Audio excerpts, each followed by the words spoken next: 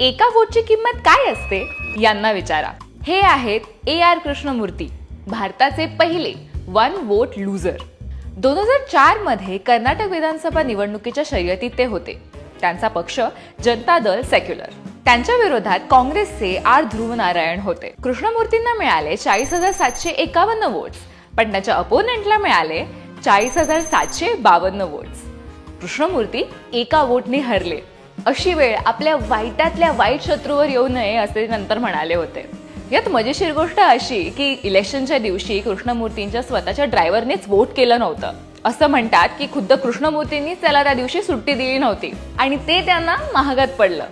असंच घडलं होतं 2008 मध्ये, जेव्हा काँग्रेसचे वरिष्ठ नेते CP जोशी फक्त एका मताने हरले होते. त्यांना राजस्थानच्या विधानसभा निवडणुकीमध्ये 62,215 मतं मिळाली होती, तर त्यांच्या अपोनंटला 62,216.